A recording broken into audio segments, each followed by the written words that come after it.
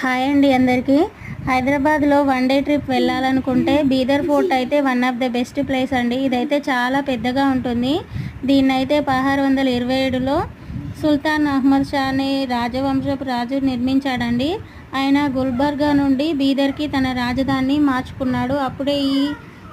అప్పుడే ఈ బీదర్ ఫోర్టుని చాలా పెద్దగా నిర్మించాడండి. ఇందులో అయితే చాలా టాంబ్స్ ఉన్నాయండి. అలాగే ఒకప్పుడు ఈ బీదర్ ఫోర్టుని ఎవరు పట్టించుకోలేదంట. కానీ తర్వాత 2014లో ప్రపంచ వారసత్వ ప్రదేశంగా యునెస్కో తన తాత్కాలిక జాబితాలో దీన్ని చేర్చిందండి. బీదర్ కోట వెళ్ళాలనుకుంటే హైదరాబాద్ నుండి ఒక 3 అవర్స్లో వెళ్ళొచ్చండి. బీదర్ ఫోర్ట్ అయితే అనేక మైలురాళ్లకు సాక్ష్యంగా నిలిచిందంట. దీన్ని బహమనీ రాజవంశం యొక్క ఆవిర్భావం మరియు పతనం రెండూ కూడా ఈ ఫోర్ట్ చూసిందంటండి. దక్కన్ సుల్తాన్ ఆవిర్భావం, విభజన, బారిద్ షాహీ, ఆదిల్ షాహీ అనే రాజవంశాలు కూడా ఈ ఫోర్టుని పరిపాలించాయంట.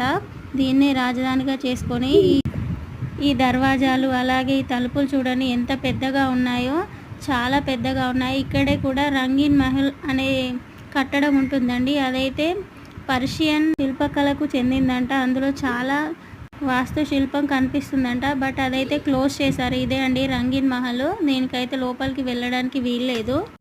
దీన్నైతే 5 తరాల రాజవంశాలు పరిపాలించారంట. చివరగా 1657లో మొఘల్ చక్రవర్తి అయిన ఔరంగజేబు దీనిని స్వాధీనం చేసుకున్నాడంట.